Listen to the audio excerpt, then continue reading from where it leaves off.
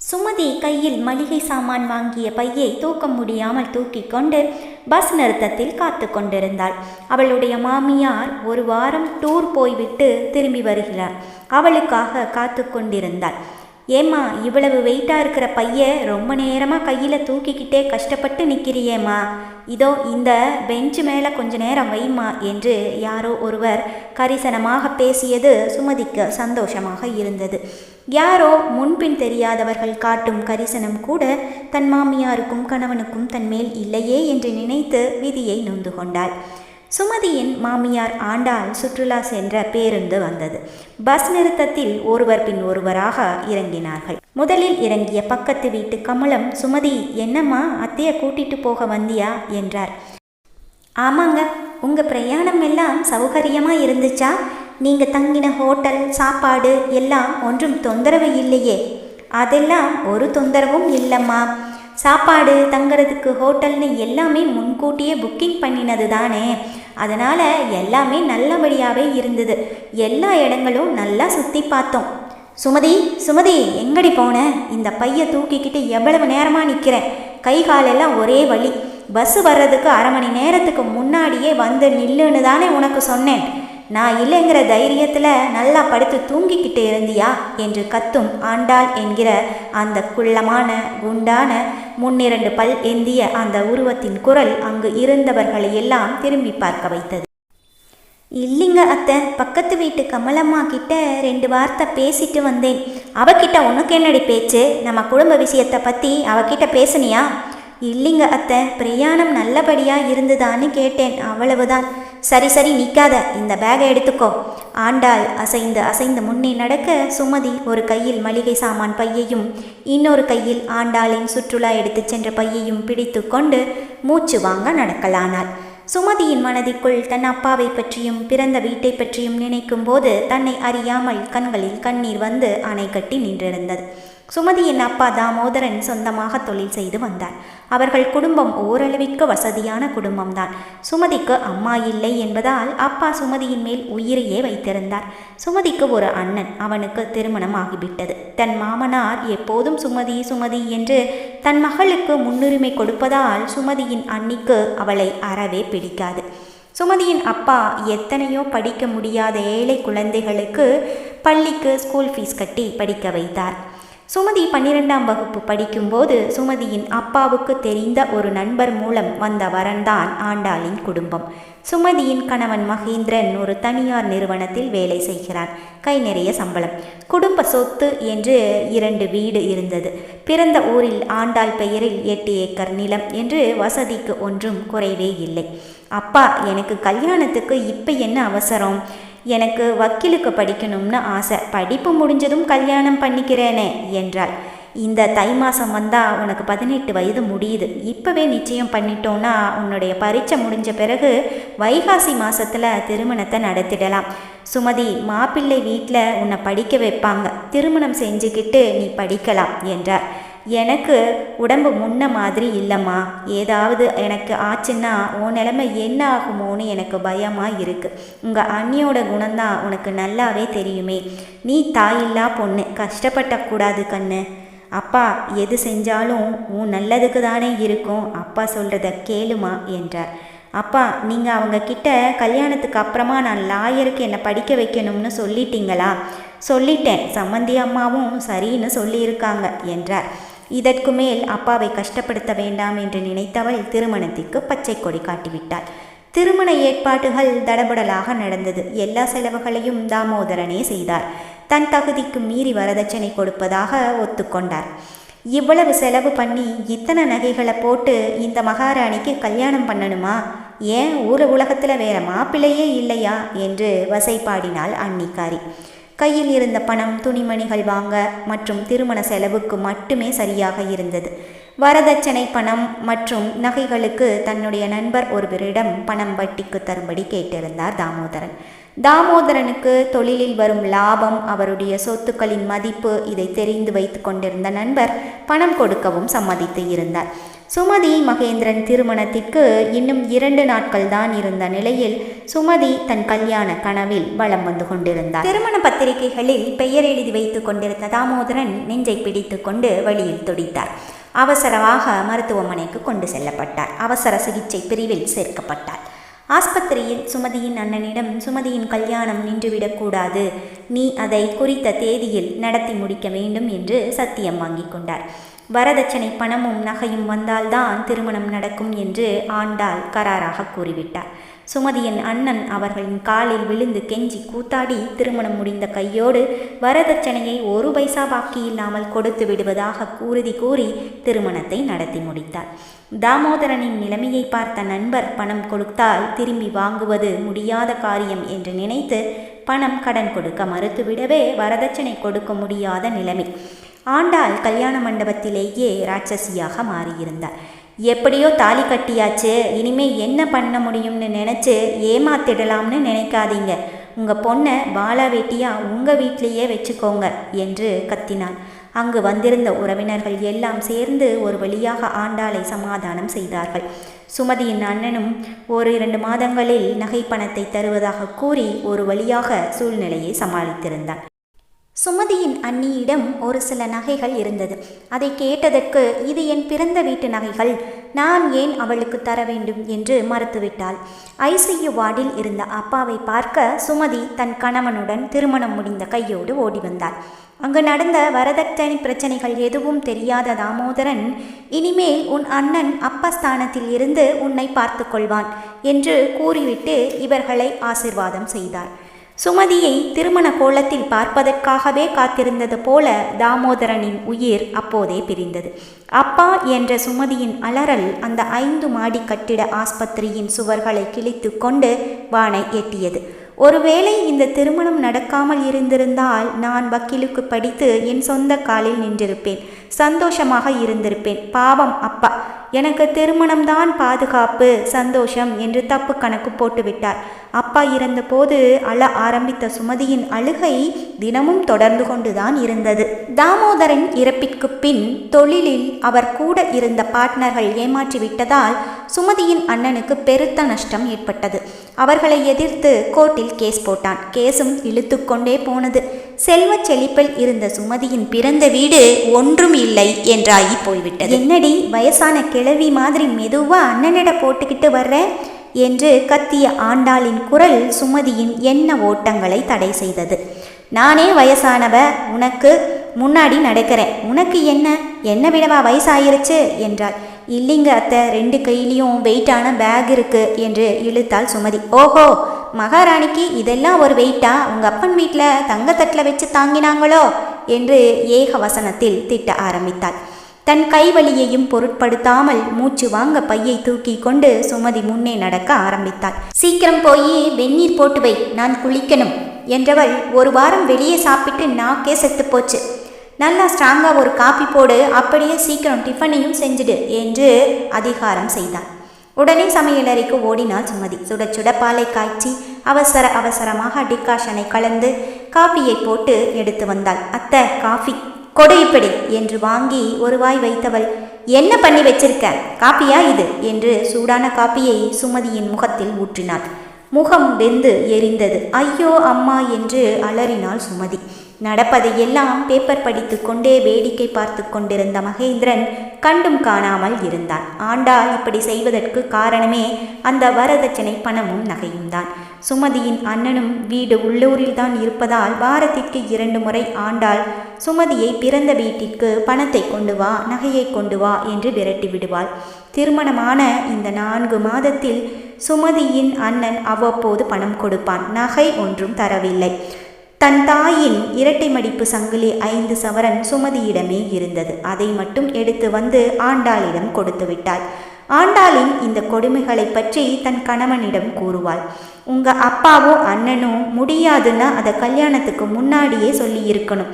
எல்லாத்துக்கும் மண்டையை ஆட்டிட்டு ரொம்ப புத்திசாலித்தனமா கல்யாணத்தையும் நடத்திட்டு இப்ப கொடுத்த வாக்கை காப்பாத்தலைனா யாரு மேல தப்பு? இதுல எங்க அம்மாவோட தப்பு என்ன இருக்கு என்று கேட்பான். இப்படிப்பட்ட கொடுமைக்காரர்களிடம் தன் படிப்பு பற்றி கேட்க முடியாத நிலை சுமதிக்கு. பகல் நேரங்களில் கட்டியவளை கலங்காமல் பார்த்து கொள்ள தவறியவன் இரவில் அவன் தேவையை பூர்த்தி செய்து கொள்ள மட்டும் மனைவியை பயன்படுத்தி கொண்டான். சுமதி போக போக நடைப்பிணமாகிவிட்டாள். ஒரு புறம் மாமியாரின் கொடுமை, இன்னொரு புறம் தன் கணவனின் குத்தல் பேச்சு என்று வாழ்க்கையே வெறுத்து போயிருந்தது அவளுக்கு. மகேந்திரன் தன் ஊதாரி நண்பர்களுடன் சேர்ந்து குடிப்பழக்கத்தையும் பழகி கொண்டான். அவர்களை வீட்டிற்கு அழைத்து வந்து குடிப்பான். சுமதியை ஆம்லெட் போடு, சிக்கன் ஃப்ரை பண்ணு என்று அதட்டுவான். செய்த உணவை ரூமுக்கு எடுத்து சென்று கொடுக்கும்போது அவன் நண்பர்கள் பார்க்கும் பார்வையில் அவள் உடல் கூசியதுண்டு. கடவுளே, இன்னும் நான் என்னென்ன கஷ்டங்களை எல்லாம் அனுபவிக்க வேண்டுமோ? என் அப்பா இருந்திருந்தால் எனக்கு இந்த நிலைமை வந்திருக்காது என்று கண்ணீர் வடிப்பாள். தன் அப்பா இறந்த பிறகும் அவ்வப்போது ஆண்டாள் சுமதியை, உன் அண்ணன் வீட்டிற்கு சென்று பணம் வாங்கி வா, தலை பொங்கல் வருகிறது, தலை தீபாவளி வருகிறது என்று ஏதாவது ஒரு காரணம் சொல்வாள். சுமதியும் வேறு வழியின்றி தன் அண்ணனிடம் செல்வாள். வீட்டிற்கு போனால் அண்ணன் இருந்தால் தப்பித்தாள், இல்லை என்றால் அண்ணி அவளை வார்த்தையாலேயே கொன்று விடுவாள். உன் புருஷனுக்கும் மாமியாருக்கும் இது என்ன பேங்கா, அப்பப்போ வந்து பணத்தை எடுத்துட்டு போக என்பாள். அண்ணியின் குணம் தெரிந்த அண்ணனோ தன் தங்கையிடம் நிலைமை புரிந்தவனாய், நீ வீட்டிற்கு வர வேண்டாம், கடையில் வந்து காசு வாங்கிக்க என்பான். ஆனால் எத்தனை கொடுத்தாலும் ஆண்டாள் சுமதியை கொடுமைப்படுத்துவது மட்டும் குறையவே இல்லை. இப்படிப்பட்ட சூழ்நிலையில் தன் வக்கீல் படிப்பு என்பது எட்டாக்கனியாகி போனது அவளுக்கு. அன்று காலையில் எழுந்ததில் இருந்து தலை சுற்றலும் வாந்தியும் இருந்தது. டைனிங் டேபிளில் முகத்தை சாய்த்து அமர்ந்தவள் அப்படியே அசதியில் திரும்பவும் தூங்கி போனாள். திடீரென்று தன் முடியை பிடித்து யாரோ இழுப்பதை உணர்ந்து கண் விழித்தாள். ஆண்டாள் சுமதியின் முடியை கொத்தாக பற்றி இருந்தாள். மணி 8:30 ஆச்சு, இங்கே வந்து படுத்து தூங்கிட்டு இருக்கியா என்று கூந்தலை பிடித்து இழுத்து தள்ளிவிட்டதில் சுவற்றில் தலை இடித்து வின் வின் என்று வலித்தது அவளுக்கு. ஆபீஸுக்கு கிளம்பியிருந்த மகேந்திரன், அம்மா, என்ன இவை இன்னும் சாப்பிட எதுவும் செய்யலையா என்றான். மகாராணி இன்னும் தூங்கிட்டு இருக்காங்க, நான் வந்து பார்க்கலனா 10 மணி ஆனாலும் எழுந்திருக்க மாட்டாங்க என்று சாடினான். யூஸ்லெஸ் என்று முணங்கிவிட்டு, நான் வெளியே போய் சாப்பிட்டுக்கிறேன் என்று கிளம்பினான் அவன். ஏண்டி, இன்னும் எவ்வளவு நேரம் அப்படியே உட்கார்ந்துக்கிட்டே இருப்ப? இப்போ எழுந்திருக்க போறியா இல்லையா என்றாள். அத்தை, எனக்கு காலையிலேருந்து தலை சுத்தலுமா வாந்தியுமா இருக்கு. பொறி தட்டியது ஆண்டாளுக்கு. உடனே ஆண்டாள் பக்கத்து வீட்டு சிவகாமி பாட்டியை வர சொன்னாள். நாடி பிடித்து பார்த்த பாட்டி, இந்த மாதம் நாள் தள்ளி போயிருக்கா என்று கேட்டாள். ஆமாம் என்று தலையாட்டினாள் சுமதி. ரெட்டை நாடி துடிக்குது, உன் மருமக முழுகாம இருக்கா என்றாள் பாட்டி. சுமதிக்கு சந்தோஷம் தாங்க முடியவில்லை. ஆனால் தூக்கி வாரி போட்டது ஆண்டாளுக்கு. வரதட்சணை பணமும் நகையும் கிடைக்கவில்லை என்றால் தன் மகனுக்கு வசதியான இடத்தில் 2ஆம் திருமணம் செய்து வைத்து விட வேண்டும் என்பது அவள் திட்டம். குழந்தை பிறந்து விட்டால் அது நடக்காமல் போய்விடுமே என்று யோசித்தாள். இந்த சந்தோஷத்திலேயே புது தெம்பு வந்தது சுமதிக்கு. உடனே ஓடி சென்று ஓடியாடி எல்லா வேலைகளையும் பார்க்க ஆரம்பித்தாள். காபி போட்டுக்கொண்டு மாமியாருக்கு கொடுக்க வந்தவள் ஆண்டாள் ஃபோனில் பேசியதை கேட்டு அதிர்ந்து விட்டாள். இங்கே பாரு மகேந்திரா, அவன் முழுகாம இருந்து புள்ள பெற்றுக்கிட்டா அவளை நம்ம ஆத்துவிட முடியாது. இனிமே அவங்க அண்ணன் 1 பைசா பணம் நகை கொடுக்க மாட்டான். அதனால் நாளைக்கே அவளை கூட்டிட்டு போய் கருவை கழிச்சிட சொல்லு என்றாள். எதுவும் பேசாமல் வந்த சுவடே தெரியாமல் காப்பியை கொடுக்காமல் மீண்டும் சமையலறைக்கு திரும்பி வந்து விட்டாள் சுமதி. அத்தைக்கு என்ன கல் நெஞ்சம், என் குழந்தை அவர்களின் முதல் வாரிசு, அதை கலைக்கச் சொல்ல எப்படி மனது வந்தது? சுமதிக்கு அவள் கணவன் மேல் நம்பிக்கை இருந்தது. கண்டிப்பாக அவர் இதற்கு சம்மதிக்க மாட்டார். என் வயிற்றில் இருக்கும் கரு அவரின் உதிரம் அல்லவா, எப்படி அதை கலைக்கச் சொல்ல மனது வரும் என்று தன் கணவன் மேல் நம்பிக்கை வைத்தவளாய் அவனுக்காக காத்திருந்தாள். மாலை 5 மணிக்கு வர வேண்டியவன் தன் நண்பர்களுடன் சேர்ந்து குடித்து கூத்தடித்து விட்டு இரவு 9 மணிக்கு வந்தான். அவனுக்கு சாப்பாடு கொடுத்துவிட்டு தானும் சாப்பிட்டு விட்டு சமையலறை பாத்திரங்களை கழுவி வைத்துவிட்டு தன் அறைக்கு சென்றாள் சுமதி. கணவனிடம் இந்த விஷயத்தை பற்றி எப்படி ஆரம்பிப்பது என்று யோசித்தவள், நீங்கள் அப்பா ஆக போகிற விஷயத்த அத்தை உங்ககிட்ட சொன்னாங்களா என்றாள். ஆமாம் சொன்னாங்க, அதுக்கு என்ன இப்போ என்றான். இதில் உங்களுக்கு சந்தோஷம் இல்லையா என்றாள். இதில் சந்தோஷப்பட என்ன இருக்குது? ஊரில் உலகத்தில் நடக்காத அதிசயம் உனக்கு மட்டும் என்ன நடந்துருச்சு அப்படி? கோடி கோடியாக உங்கள் அண்ணன் உன் பேரில் சொத்து எழுதி வச்சிட்டானா என்ன என்றான். அதை கேட்டதும் சுமதிக்கு அழுகை வந்தது. முதல்ல இந்த நீலி கண்ணீர் வடிக்கிறத நிறுத்து. இந்த குழந்தை நமக்கு வேண்டாம், காலையில் போய் கருவை கழிச்சிட்டு வந்துடலாம் என்றாள். சுமதி கண்களை துடைத்து கொண்டாள். சீ நீங்கள் மனுஷனா இல்லை மிருகமா? ஒரு பிஞ்சு குழந்தைய அழிச்சிடலாம்னு சொல்கிறீங்க? இதுக்கு நான் சம்மதிக்கவே மாட்டேன். இந்த குழந்தை எனக்கு வேணும் என்றாள். என்னடி உன் இஷ்டத்துக்கு பேசிக்கிட்டே போகிற? யாரை பார்த்து மனுஷனா மிருகமானு கேட்குற? உனக்கு வாய் ரொம்ப தான் நீளுது என்று தன் கையை உயர்த்தி அவள் கன்னத்தில் ஓங்கி அறைந்தான். எப்படியும் குழந்தையை இந்த 2 ராட்சசர்களிடமிருந்து காப்பாற்றிவிட வேண்டும் என்று மனதில் வைராகியத்தை வரவழைத்து கொண்டு விட்டத்தையே வெறித்து பார்த்து கொண்டிருந்தவள் எப்போது தூங்கினாள் என்று அவளுக்கே தெரியவில்லை. தன் கணவனால் அடுத்த நாள் வலுக்கட்டாயமாக ஆஸ்பத்திரிக்கு அழைத்துச் செல்லப்பட்டார். தங்களுக்கு இப்போதுதான் புதிதாக திருமணம் ஆகியிருக்கிறது. குழந்தையை இன்னும் 2 வருடம் கழித்து பெற்றுக்கொள்கிறோம். இப்போதைக்கு இந்த குழந்தை வேண்டாம் என்று டாக்டரிடம் பூசி மொழிகினான் மகேந்திரன். அவன் கூறுவதை அமைதியாக கேட்டுக்கொண்ட டாக்டர் எதுவும் பேசாமல் சுமதியை செக்கப் செய்யும் அறைக்கு அழைத்துச் சென்றார். தன் திருமணத்திலிருந்து நேற்று கணவன் அடித்தது வரை ஒன்றுவிடாமல் டாக்டரிடம் சொல்லிவிட்டாள் சுமதி. அவள் கதையை அமைதியாக கேட்ட டாக்டர் செக்கப் முடித்து வெளியில் வந்து, இதோ பாருங்க மிஸ்டர் மகேந்திரன், குழந்தை நல்ல ஆரோக்கியமாக இருக்குது. இப்போ குழந்தை வேண்டான்னு நீங்கள் கருவை கழிச்சிட்டிங்கன்னா ஃப்யூச்சரில் திரும்பவும் கருத்தரிக்க வாய்ப்பே இல்லாமல் கூட போகலாம். உங்கள் மனைவி ரொம்ப வீக்காக இருக்காங்க. நான் சில வைட்டமின் மாத்திரைகள் எழுதித்தரேன், அதை வாங்கி கொடுங்க, குழந்தைய பெற்றுக்கோங்க என்று சொல்லி மகேந்திரனின் பதிலை பொருட்படுத்தாமல் மாத்திரை சீட்டை எழுதி அவன் கையில் கொடுத்து விட்டார் டாக்டர். வெளியில் வந்து மாத்திரை சீட்டை கிழித்து போட்டுவிட்டு எதுவும் பேசாமல் சுமதியை வீட்டிற்கு கூட்டி வந்தான். ஏண்டி, அந்த டாக்டர் கிட்ட என்ன சொன்னேன்? நான் பேசும்போது சரின்னு சொன்னவங்க செக்கப்புக்கு உள்ளே போயிட்டு வந்த பிறகு வேற மாதிரி பேசுகிறாங்க என்று தன் பெல்ட்டை கழட்டி அவளை சராமரியாக அடித்தான். வலி தாங்க முடியாமல் அலறினாள் சுமதி. இருடா, இவளுக்கு இந்த அடியெல்லாம் கொஞ்ச நேரத்தில் மறந்து போயிடும் என்றாள் ஆண்டாள். சமையலறைக்கு சென்று கரண்டியை பழுக்க காய்ச்சி எடுத்துக்கொண்டு பக்கத்தில் வந்தாள். சுமதி கரண்டியை தடுக்க முற்படும் போது மகேந்திரன் அவளுடைய 2 கைகளையும் பிடித்து கொண்டான்.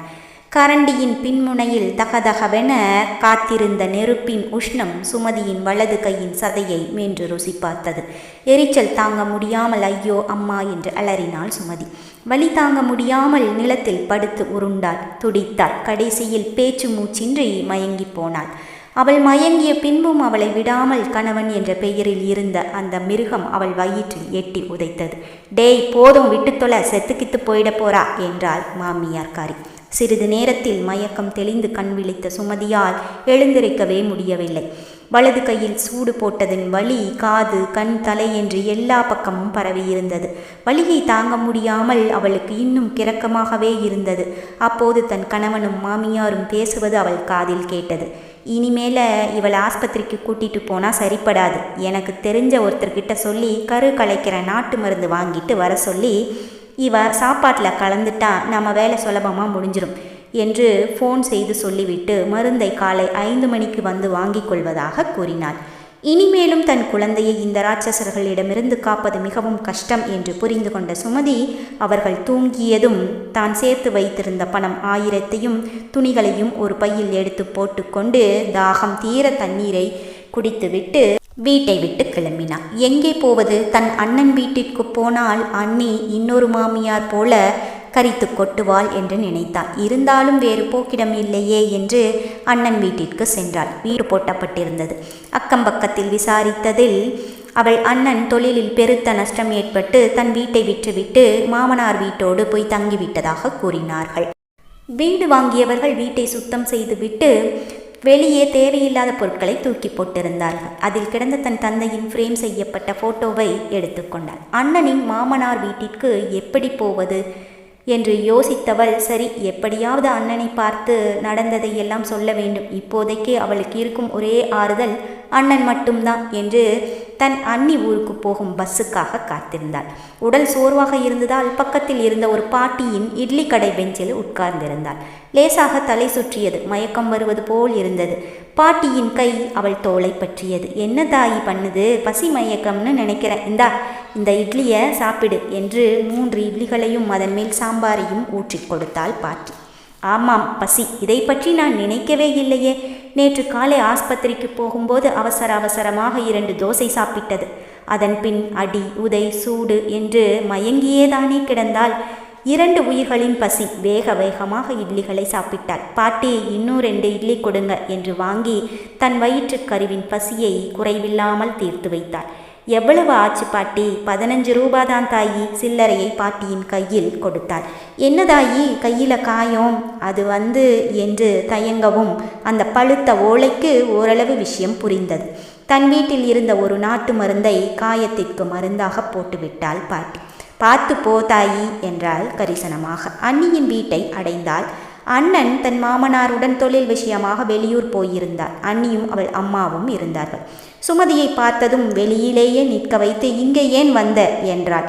நீயும் உன் புருஷனும் மாமியாரும் சேர்ந்து எங்ககிட்ட இருக்கிறதெல்லாம் பிடுங்காமல் விடமாட்டீங்க போலிருக்கு.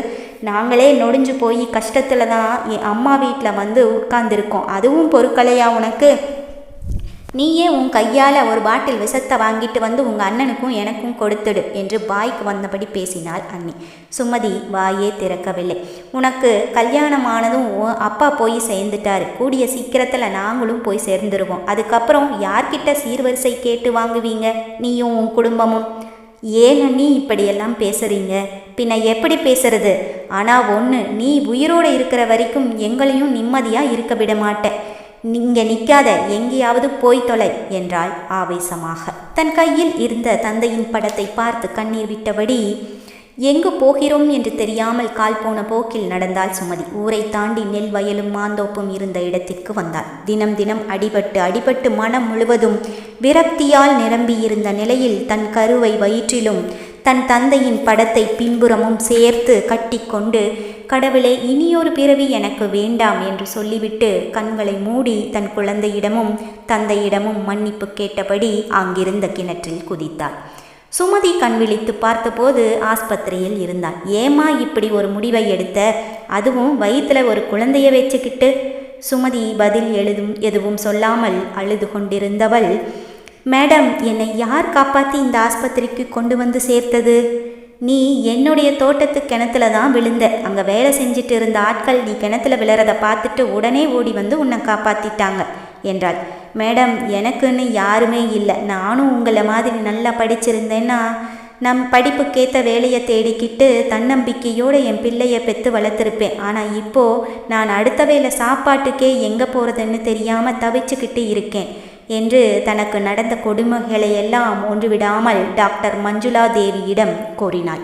சிறிது நேரம் யோசித்த டாக்டர் ஒரு முடிவுக்கு வந்தவராய், சரிம்மா, நீ ஏன் கூடவே என் வீட்டுக்கு வந்துரு. வீட்டில் நானும் என் மகன் என்னோட பேத்தி 3 பேரும் இருக்கோம் என்றார் டாக்டர் மஞ்சுளா. சுமதியை தன் வீட்டிற்கு அழைத்து சென்றார். டாக்டர் மஞ்சுளா தேவி தோல் மாற்று அறுவை சிகிச்சை நிபுணர். அவருடைய மகன் செந்தில்நாதன் இதய அறுவை சிகிச்சை நிபுணர். மஞ்சுளாவின் மருமகள் இருந்து விடவே தன் பேத்தியை மஞ்சுளா பாசத்தை கொட்டி வளர்த்து வருகிறார். சுமதிக்கு அந்த பணக்கார வீட்டில் விதவிதமான சத்தான உணவுகள், காய்கறி, பழங்கள் என்று எல்லாமே கிடைத்தது.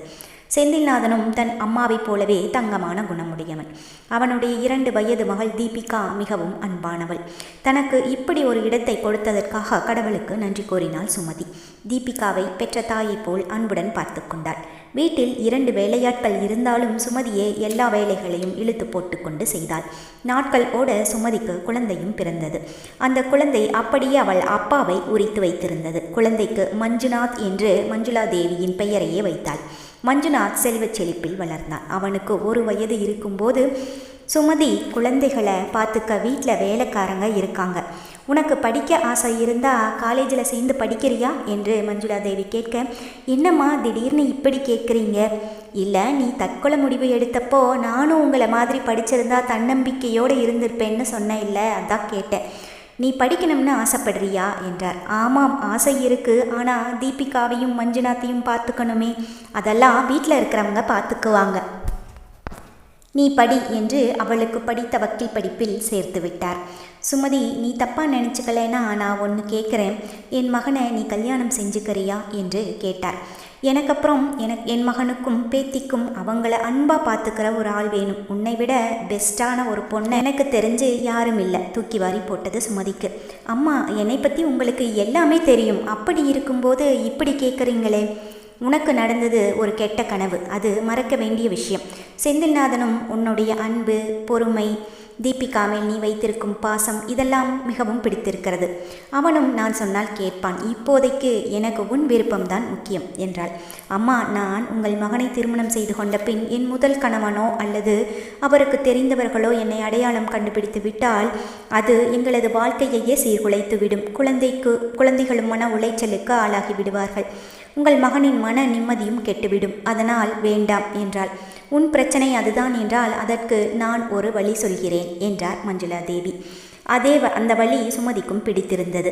செந்தில்நாதனும் திருமணத்திற்கு சம்மதம் தெரிவித்தான். அவர்கள் திருமணம் இனிதே நடந்து முடிந்தது. சுமதி தன்னுடன் எடுத்து வந்திருந்த தந்தையின் புகைப்படத்தை அவர்கள் அறையில் மாட்டி வைத்திருந்தாள். அப்பா புகைப்படம் முன் அமர்ந்து, அப்பா, என் வாழ்க்கையில் நடப்பதெல்லாம் ஏதோ கனவு போல் இருக்கிறது. நான் இந்த வருடம் வக்கீல் படிப்பை முடிக்கப் போகிறேன் என்று விளக்கேற்றி வணங்கினார். நாட்கள் ஓட ஆரம்பித்தது. சுமதி இப்போது வழக்கறிஞர் சுமதி செந்தில்நாதன் MABL. செந்தில்நாதன் அவளிடம் மிகவும் கனிவாக நடந்து கொண்டான். சுமதியும் அவன் மேல் உயிரையே வைத்திருந்தாள். தீபிகாவும் மஞ்சுநாத்தும் அம்மா அம்மா என்று சுமதியையே சுற்றி சுற்றி வந்தார்கள். வீட்டில் கணவனுடனும் குழந்தைகளுடனும் நேரத்தை செலவிடுவது, குழந்தைகளுடன் விளையாடுவது, கோர்ட்டுக்கு செல்வது என்று சுமதி முழு நேரமும் பிஸியாக்கிவிட்டாள். இப்போது ஒரு நாள் ஒரு பெரியவர் சுமதியை பார்க்க வந்தார். அம்மா, என் பெண்ணை 2ஆம் தாரமாக ஒருவனுக்கு கட்டி கொடுத்தேன். அவன் ஒரு காட்டுமிராண்டி. அவள் மாமியார் சரியான பணப்பை. என் மகளுக்கு பெண் குழந்தை பிறந்துவிடும் என்ற பயத்தில் 3 முறை கரு கலைப்பு செய்துவிட்டார்கள். இது 4வது முறையாக உண்டான கரு. இதையும் பெண்ணாக இருந்தால் செய்வது, அதனால் கலைத்துவிடு. 5வது கருதான் ஆண் பிள்ளை பிறக்கும் என்று ஜோசியர் சொல்லியிருக்கிறார் என்று சொல்லி இம்முறையும் கருவை கலைக்கச் சொல்கிறார்கள். இந்த முறை கரு 5 மாதம் என்பதால் அதை கலைத்தால் என் பெண்ணின் உயிருக்கே ஆபத்து என்று டாக்டர் சொல்லிவிட்டார். அந்த ராட்சசர்களிடமிருந்து என் மகளுக்கு விவாகரத்து வேண்டும் என்றார் அந்த பெரியவர். சரி என்று கேஸின் விவரங்களை பெற்றுக்கொண்டு அவர் மகள் சுதாவிற்கு வாதாடுவதாக சொன்னாள் சுமதி. இந்த விஷயத்தை எப்படியோ தெரிந்து கொண்ட அந்த பெண்ணின் கணவன் சுமதியை பார்க்க வந்தான். சுமதியை பார்க்க வந்திருந்தது மகேந்திரன் தான். சுதாவை 2ஆம் தாரமாக திருமணம் செய்திருந்தான். சுமதிக்கு அவனை பார்த்ததும் ஒரே அதிர்ச்சி. இன்னும் அம்மாவும் மகனும் திருந்தவே இல்லை என்று தனது வலது கையில் சூடுபட்ட தழும்பை வக்கீல் கோட்டை போட்டு மறைத்து கொண்டாள். அவனுக்கு தெரியாமல். என்ன வேண்டும் என்றாள் கண்டிப்பான குரலில். மேடம் வணக்கம் என்று கூளை கும்பிடு போட்டான். நான் சுதாவின் புருஷன். அவள் சரியில்லை, நடத்தை சரியில்லை என்று ஏதேதோ கூறினான். அவளுக்காக நீங்க தான் வாதாட போறதா சொன்னாங்க. இந்த கேஸை எடுக்காதீங்க மேடம் என்றான். இந்த ராட்சசனுக்கு என்னை அடையாளம் கண்டுபிடிக்க முடியவில்லை. நான் யார் என்றும் தெரியவில்லை. காரணம், மஞ்சுளா அம்மா பிளாஸ்டிக் சர்ஜரி செய்து என் முகத்தை மாற்றிய பின்புதான் எங்கள் திருமணமே நடந்தது. உன் முதல் கணவன் சம்பந்தப்பட்ட யாருமே இனி உன்னை அடையாளம் கண்டுபிடிக்க முடியாது. கவலைப்படாதே. இனி நீ சந்தோஷமாக உன் வாழ்க்கையை வாழலாம் என்று அன்று அவர் கூறியது சுமதியின் நினைவில் வந்தது. நீங்கள் பேசி முடித்து விட்டால் கிளம்பலாம். எனக்கு நிறைய வேலை இருக்கிறது என்றாள் கோபமாக. தான் நினைத்தது நடக்கவில்லை என்ற ஏமாற்றத்துடன் அந்த அறையை விட்டு செல்ல எழுந்தவன் மேலே மாட்டியிருந்த தாமோதரனின் புகைப்படத்தை பார்த்து விட்டான். மேடம், இவர் இந்த ஃபோட்டோ இங்கே எப்படி என்றான். சமாளித்து கொண்ட சுமதி, இவர் என்னோட படிப்புக்காக நிறைய உதவி செஞ்சவர். அதனால தான் ஃபோட்டோவை இங்கே மாட்டி வச்சிருக்கேன். இவரை உங்களுக்கு தெரியுமா என்றாள் சுமதி. இவர் என் மாமா என்று சொல்ல ஆரம்பித்தவன் அப்படியே மென்று முழுங்கிவிட்டான். இல்லை, தெரியாது, சும்மா கேட்டேன் என்று சொல்லிவிட்டு சென்று விட்டான். அன்று வழக்கு விசாரணையில் சீர்வரிசை கேட்டது, மருமகளை கொடுமைப்படுத்தியது, 3 கருவை சிசுவிலேயே அளித்தது என்று எல்லா குற்றங்களுக்குமான அதிகபட்ச தண்டனையாக ஜாமீன் இல்லாத சிறை தண்டனையை ஆண்டாளுக்கும் மகேந்திரனுக்கும் வாங்கி கொடுத்தாள் சுமதி. தன்னைப் போலவே பள்ளிப்படிப்பை பாதியிலேயே விட்ட மகேந்திரனின் 2வது மனைவி சுதாவுக்கு அரசே அவளை படிக்க வைக்க வேண்டும் என்றும் அவள் படிப்புக்கு தகுந்த அரசு வேலையை வழங்க வேண்டும் என்றும் கேட்டுக்கொண்டார். சுதாவுக்கு அரசின் சார்பில் ஆசிரியர் பயிற்சி பள்ளியில் சேர்ந்து படித்து முடித்து அரசு பள்ளிக்கூடத்தில் ஆசிரியையாக வேலையும் கிடைத்தது. கோர்ட்டில் தன் அண்ணனுக்காக வாதாடி அப்பாவின் சொத்துக்களை அவர் பார்ட்னர்களிடமிருந்து மீட்டு அண்ணனுக்கு கொடுத்தாள். மேடம், நீங்கள் யாரோ எவரோ எங்களுக்காக இவ்வளவு உதவி செஞ்சுருக்கீங்க. வக்கீல் ஃபீஸ் கூட வாங்க மறுத்துட்டீங்க. நீங்கள் நல்லா இருக்கணும் என்று வாழ்த்திய அண்ணனிடம், என்ன உங்கள் தங்கச்சி மாதிரி நினைச்சுக்கோங்க என்றால் புன்முறுவலோடு. செந்தில்நாதனும் மஞ்சுளா தேவியும் சுமதியை பெருமை பொங்க பார்த்து மகிழ்ந்தனர்.